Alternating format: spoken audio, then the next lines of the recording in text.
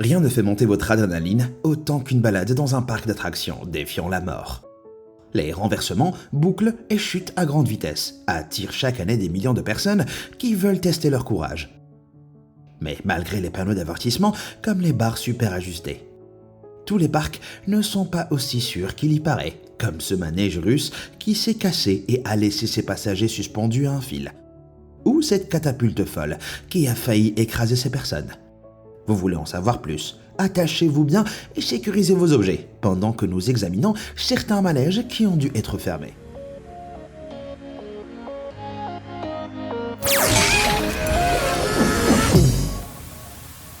Le Son of Beast sauvage. Ce manège en bois colossal, appelé Son of Beast, détient un statut légendaire chez les amateurs de montagnes russes du monde, faisant partie du parc d'attractions The Kings Island dans l'Ohio. Il a été construit comme la suite de leur précédent manège en bois, The Beast. Mais comme tout bon fils, cette nouvelle bête dépassait en tout point son prédécesseur. C'étaient les montagnes russes en bois les plus rapides et les plus hautes du monde. Fouettons les coureurs à la vitesse folle de 125 km/h depuis une hauteur de 60 cm. Et cerise sur le gâteau, c'était aussi le seul manège en bois avec une boucle lors de son ouverture en 2000. Mais être fabriqué en bois n'ajoutait pas en fluidité. Des problèmes structurels ont donné à Son of Beast la réputation d'être saccadé et difficile, même si cela a fait que certains sadiques l'aimaient encore plus. Mais c'est devenu un peu trop difficile en 2006, en faisant une boucle autour de la section Rose Bowl. Le train a soudainement fait un bond comme s'il avait heurté un énorme nid de poule. À ces vitesses élevées, les dommages ont été graves et les 27 personnes ont été envoyées à l'hôpital avec de graves blessures au cou et à la poitrine. Les inspecteurs ont révélé plus tard qu'une poutre de support en bois sous cette section s'était fissurée et brisée et le manège a été fermé. Il a été réparé et réouvert en 2009. Mais une autre personne a subi une blessure, un traumatisme crânien causé par les violentes secousses. Une enquête n'a révélé aucun problème, mais son passé et sa mauvaise réputation l'ont fait fermer indéfiniment.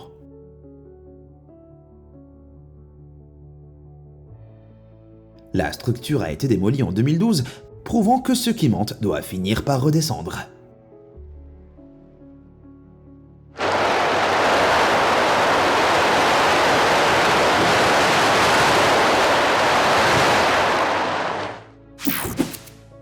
Le dangereux Dragon Challenge. Quand Universal Studios à Orlando, en Floride, a ouvert un manège sur le thème du dragon en 1999, les fans de montagnes russes sont restés stupéfaits. Initialement appelé Dueling Dragons, il consistait en une paire de montagnes russes inversées et entrelacées qui se poursuivaient comme deux dragons se battant dans les airs. À un moment donné, les deux trains faisaient même basculer les gens en les faisant passer à 45 cm l'un de l'autre. Après cela, je parie qu'on avait vraiment l'impression d'avoir conquis un dragon. Il a ensuite été rebaptisé The Dragon Challenge et ajouté à la section Harry Potter du parc. Mais peu de temps après ce déménagement, les dragonniers ont commencé à avoir des soucis. En 2011, quelque chose a jailli de l'autre voiture dans la boucle de la mort et a frappé un homme de 52 ans au visage. Il a carrément perdu son œil. Aïe. Préoccupés par le fait que les passagers ne prenaient pas au sérieux les panneaux pas d'objets, les opérateurs ont commencé à faire démarrer les trains à des moments différents pour éviter tout incident. Mais ça a été le coup fatal. Sans la fonction de duel, sa popularité a diminué. Et en 2017, il a été fermé pour faire place à quelque chose de plus magique et moins dangereux. Bon si vous recherchez des sensations fortes, sans risquer de perdre un œil, alors appuyez sur ces boutons like et abonnez-vous. Je ne peux pas vous envoyer dans les airs, mais je vais bouleverser votre monde avec des nouvelles vidéos. Alors, c'est fait? Super! Où en étions-nous? Le Green Lantern fou. Le film Green Lantern de 2011 a été universellement haï lorsqu'il est sorti sur grand écran. Vous ne serez peut-être donc pas surpris d'apprendre que les montagnes russes de Green Lantern First Flight étaient tout aussi décevantes. Lors de leur ouverture à Six Flags Magic Mountain en 2011, Elles ont été présentées comme la première montagne russe entièrement verticale, en zigzag, avec des sièges pivotant à 360 degrés. Mais ce design les faisait ressembler plus à un flipper géant qu'à un manège. Les fans de Six Flags ont tous voulu les essayer, et ils ont regretté. Ils étaient secoués et bousculés sur la courte piste de 250 mètres à des vitesses de pointe de seulement 60 km/h. Ils étaient tordus dans des angles soudains. Alors, au lieu d'avoir l'impression de voler en super-héros, ils étaient secoués comme des poissons dans un grand sac vert.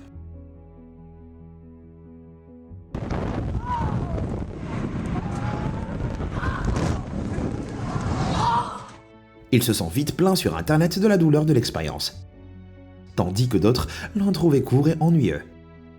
Heureusement, les fans de Six Flags n'ont pas eu à souffrir plus longtemps. En 2017, le manège a fermé de manière inattendue pour des raisons inconnues. Certains ont supposé que c'était à cause de mauvaises critiques et de blessures, et d'autres pensaient que c'était à cause de sa popularité décroissante. Il est resté vide pendant 2 ans, avant que le parc annonce qu'il le fermait définitivement en 2019. Ce manège ultra médiatisé a quand même fonctionné 6 ans. Tout comme le film, ça a été un énorme flop. Oh non, Opa!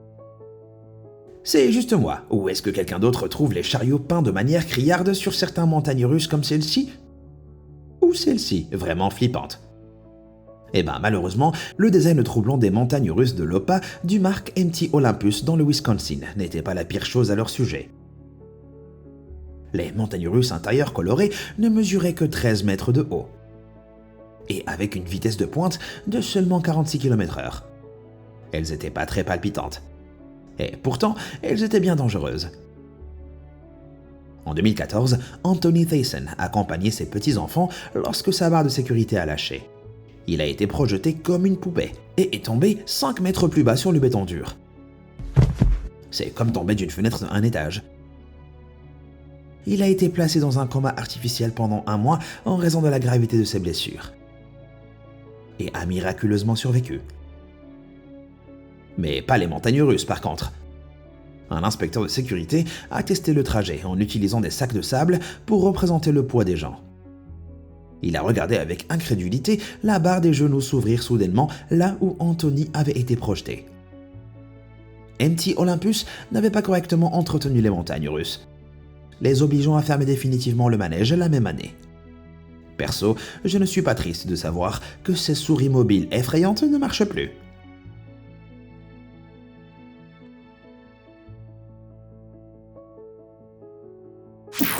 La catapulte humaine. Les slingshots de catapulte sont devenus incroyablement populaires auprès des accros à l'adrénaline ces dernières années. Et on comprend vite pourquoi. Les gens sont solidement attachés dans une capsule en acier attachée à des câbles à ressort de résistance industrielle épinglés au sommet de 2 énormes tours. Les câbles sont ensuite tendus et la capsule reste attachée à la rampe. Puis, d'une simple pression, la capsule est libérée.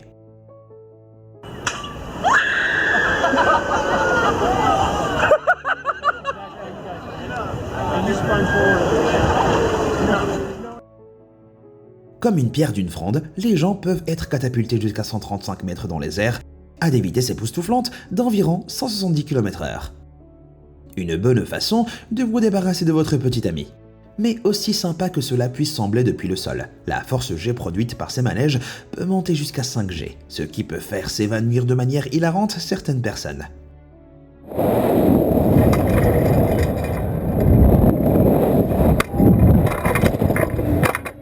Mais c'est pas la pire chose qui puisse arriver sur ces manèges. En 2015, Drew Larson filmait son fils de 13 ans sur le point de monter à la catapulte du MT Olympus dans le Wisconsin avec un ami de la famille. Le manège a été conçu pour projeter les gens à 60 mètres dans les airs à 100 km/h. Mais quelques instants avant le départ, quelque chose de terrible s'est produit. D-Man, drop a beat! Holy oh my God. Le câble d'un côté du manège s'est cassé à quelques centimètres du garçon. Ces manèges fonctionnent en appliquant environ 40 tonnes de pression sur ces câbles. Donc, si ce gamin avait été à quelques centimètres de plus à sa droite, ils auraient eu besoin d'une spatule pour le faire ramasser du sol. Gros coup de chance, les documents officiels ont indiqué que le manège avait passé les inspections un mois auparavant. Et MT Olympus n'avait pas de documentation d'entretien appropriée pour la catapulte en 2013. Et quand vous regardez les câbles effilochés sur le côté, on dirait que cette paperasse manquait peut-être encore. Heureusement, le manège a été fermé et retiré du parc 2 jours plus tard, ce qui a sûrement évité aux futurs clients de finir en crêpe. Chaos pour cosmonautes. La superbe ville russe de Saint-Pétersbourg est renommée pour son architecture et son histoire. Mais ce n'est pas tout ce qu'elle cache. Situé dans le quartier central de Petrogradsky, le parc d'attractions d'Ivo Ostrov est un rêve devenu réalité pour les amateurs de sensations fortes. Et en son centre se trouve cette bête absolue, appelée la fusée. Ce manège haut charge jusqu'à 10 cosmonautes en devenir sur une télécabine au niveau du sol, qui est attaché à ce bras géant par 2 câbles à l'avant et à l'arrière. Le bras les enroule ensuite progressivement avant de les faire tourner à 60 mètres dans les airs. Lorsqu'ils sont en vol, la nacelle tourne vite sur elle-même, renversant les passagers et leur donnant un vrai avant-goût d'un voyage spatial. Rien que regarder ça me fait tourner la tête autant que l'estomac. Enfin, pas autant que ce clip de 2010. En ce jour fatidique, la vie de 10 personnes ne tenait plus qu'à un fil. Littéralement.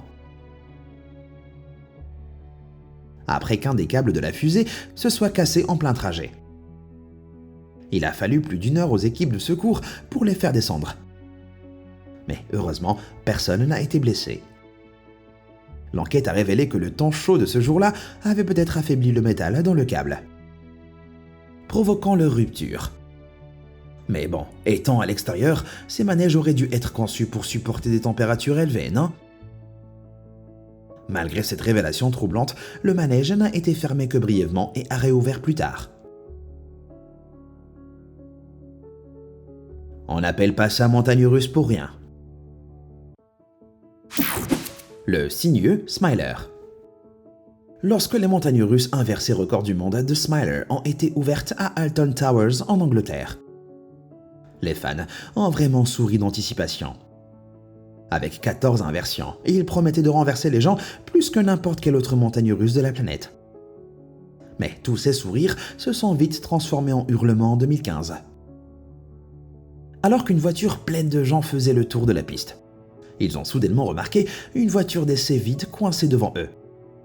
Ils ont hurlé à l'aide, mais il était déjà trop tard. Ils sont entrés en collision avec une telle force que le métal de leur voiture s'est plié, coinçant la première rangée de passagers dans leur siège. Les équipes de secours se sont précipitées et ont passé des heures à essayer de les extraire. Les 16 personnes ont été légèrement blessées, mais 2 filles au premier rang ont chacune horriblement perdu une jambe. Le manège a été fermé et une enquête a donc été lancée. Il a été révélé qu'un défaut avait été détecté sur le trajet plus tôt dans la journée. Donc, conformément à la procédure, les opérateurs ont envoyé une voiture d'essai vide. Mais la voiture d'essai s'est coincée dans une boucle à cause de vents violents et n'a pas dégagé la piste. Sans se rendre compte de ce qui s'était passé, les opérateurs ont outrepassé les avertissements de sécurité et ont lancé la voiture pleine de passagers. À ces vitesses, c'était comme regarder un accident de voiture à 145 km/h. Cet oubli était si grave que la société mère d'Alton Towers, Merlin Group, a fermé 3 autres de ses manèges qui fonctionnaient pareil. Finalement, une formation inadéquate et une erreur humaine ont été blâmées. Et le groupe Merlin a dû débourser des millions en compensation. Mais à peine 9 mois plus tard, le Smiler était de retour. 9 mois ne semblaient être suffisants pour avoir résolu tous ces problèmes. Et le groupe a été accusé de faire passer les profits avant les gens. Pourtant, le manège a fonctionné sans incident depuis. Ils auraient quand même dû changer son nom. Au lieu de The Smiler, que diriez-vous de The Crasher? Ou peut-être The Smasher? Ou peut-être Le Piège de la Mort? Vous avez d'autres idées? Partagez-les dans les commentaires.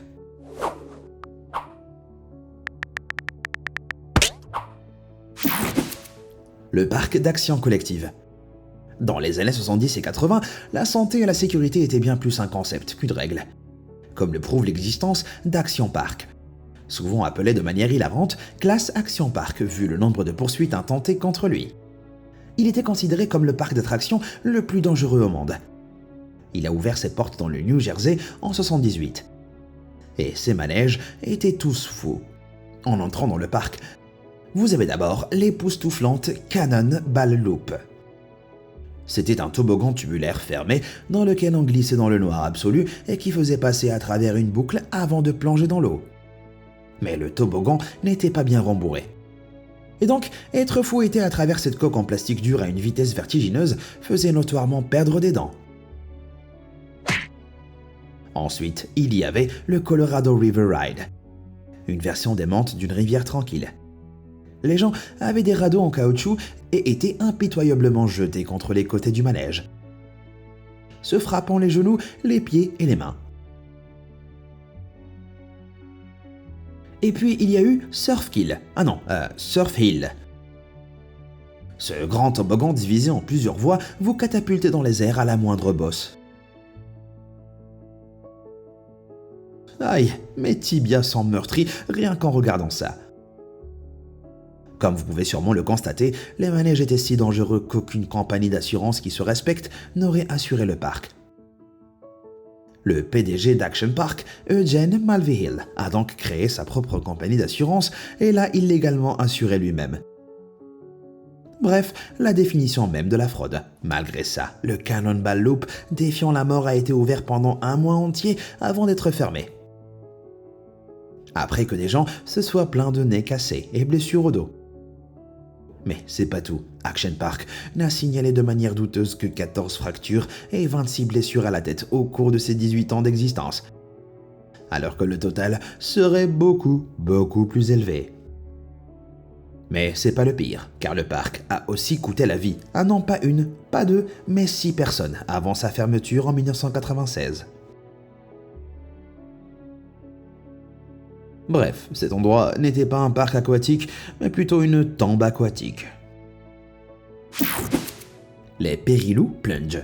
Knott's Berry Farm aime se présenter comme le parc d'attractions numéro 1 de Californie, et je suis sûr que ça serait vrai s'il n'y avait pas eu un tel nombre d'accidents graves. Depuis 1983, au moins 16 personnes ont été blessées. Certaines mortellement, dans ces 40 montagnes russes et manèges familiaux. Un accident sur le parcours aquatique bien aimé, le plongeon périlleux, a vraiment impacté sa réputation. Lors de son ouverture en 2000, le manège affichait un record de 35 mètres, soit un plongeon très raide depuis le sommet. Garantie de faire battre le cœur des gens et tremper les chemises.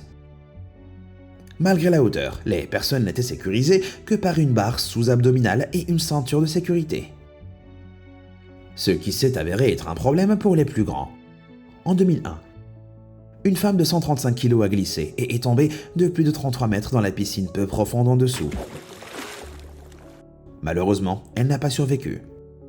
Mais lorsque le bateau est revenu à la station, sa barre sous-abdominale et sa ceinture de sécurité étaient toujours verrouillées. Personne n'a compris, jusqu'à ce que le médecin légiste constate que la ceinture de sécurité de 40 cm était 20 cm plus courte que son abdomen. Elle avait donc mis la ceinture sur ses jambes et a glissé. Elle n'aurait clairement pas dû être autorisée à monter, et sa famille a poursuivi le parc. Après une courte fermeture, le manège a réouvert avec de nouvelles ceintures, de sorte que personne ne pouvait plus glisser accidentellement.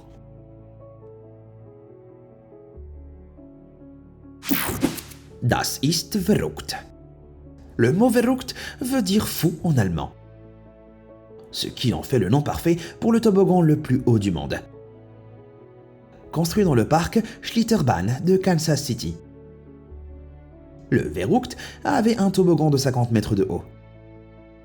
Il lançait ses passagers dans une chute mortelle de 50 mètres avant de les projeter sur une pente de 5 étages à des vitesses allant jusqu'à 110 km/h.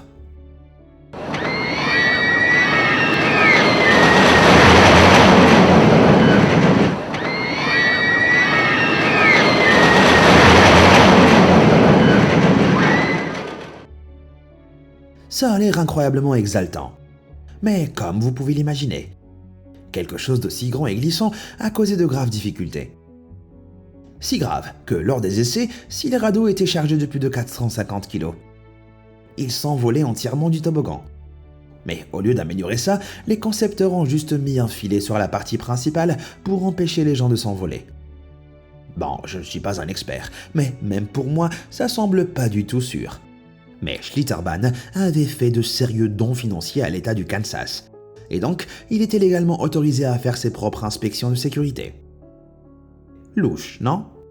Eh bien, après avoir grossièrement conclu que chaque radeau devait peser entre 180 et 250 kg pour être sûr.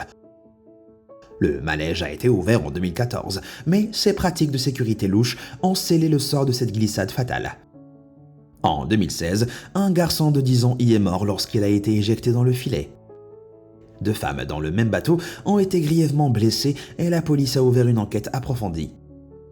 Le poids combiné des 3 passagers a atteint un poids supposé sûr de 250 kg. Mais le garçon de 33 kg avait été autorisé à monter à l'avant. Les experts pensaient que cette répartition inégale du poids avait fait décoller le radeau au-dessus de la deuxième bosse. Ce que les tests rigoureux auraient dû détecter. Les violations flagrantes de la sécurité du manège ont entraîné sa fermeture et son démantèlement en 2016. La loi a été changée et le parc ne peut plus faire ses propres inspections. Le trébuchet humain. Un trébuchet est une catapulte médiévale conçue pour lancer d'énormes objets dans une fronde grâce à la force d'un contrepoids. Ils étaient parfaits pour les sièges, car leurs projectiles atterrissaient sur et au-dessus des murs de la ville. Sachant tout ça, personne ne serait jamais assez stupide pour envisager d'attacher un humain à ça, non ? Et non. Dans les années 90, le Dangerous Sports Club en Angleterre a construit un énorme trébuchet sur un domaine du Somerset dans le seul but de lancer les gens sur un filet. Pour seulement 40 livres, soit environ 140 $ aujourd'hui. Presque tout le monde pouvait s'inscrire pour être projeté au hasard à 30 mètres au-dessus de la campagne anglaise. Et c'était à peu près aussi sûr que cela en avait l'air. Une femme qui l'a testé, Stella Young, a réussi à toucher le filet, mais a rebondi hors de celui-ci, se cassant le cou et le bassin. Mais au lieu de fermer ce piège mortel, ils ont juste ajouté un filet plus grand et ont mis les gens dans une balle, afin qu'ils ne se tortillent pas et ne rebondissent pas lorsqu'ils atterrissent. Mais les trébuchets ne sont pas des instruments de précision. Et c'est devenu vraiment apparent en 2002. Un pauvre étudiant appelé Kostadin Yankov, qui a essayé ce terrible trébuchet, a été projeté si loin qu'il a complètement raté le filet. Malheureusement, il n'a pas survécu. C'était un accident pas surprenant, et qui a mis fin à ce manège bête pour de bon.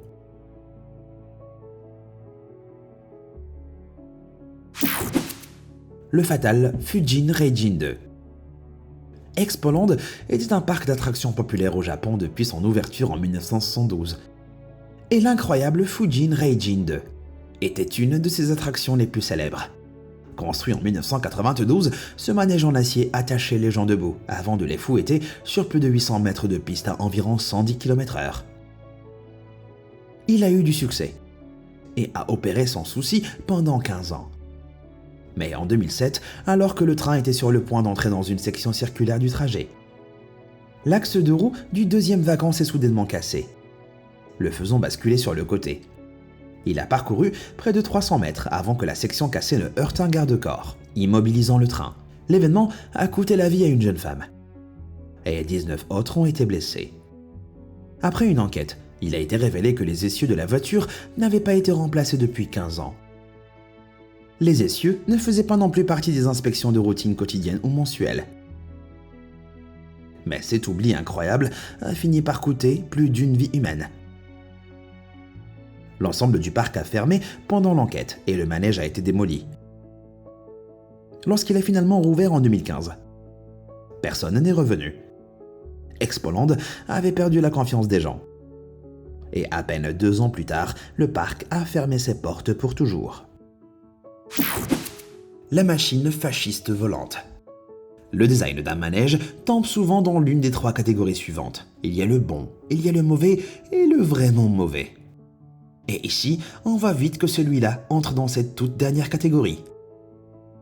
Ce manège appelé Adler Flag, qui se traduit approximativement par vol d'aigle, a été installé dans le parc à thème Tasmania à Lofingen en Allemagne.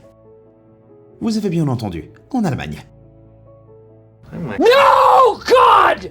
Mais il y a pire. Il a été naïvement conçu en 2019, avec chacun des bras tournants et 2 têtes conçues pour ressembler à des aigles. Au fur et à mesure qu'il se soulevait et tournait, les gens pouvaient voler dans le ciel aussi librement qu'un oiseau. Mais de loin, ces 8 bras ressemblent à 2 symboles de haine célèbres, qui sont notoires en Allemagne pour toutes les mauvaises raisons. Tellement notoires que l'affichage de ces symboles anticonstitutionnels est illégal dans tout le pays. L'erreur était assez innocente et le propriétaire du parc, Radiger Brown, s'est excusé pour toute infraction commise. Mais au lieu de fermer complètement le manège, il a décidé d'enlever 2 des bras de chaque tête. Maintenant, quand il tourne, on dirait 2 moulinets innocents au lieu d'un crime haineux en rotation. Alors dites-moi, avez-vous survécu à l'un de ces manèges diaboliques alors qu'ils étaient encore en activité? Ou vous en connaissez d'autres? Dites-le moi dans les commentaires. Merci d'avoir regardé et comme toujours, à bientôt.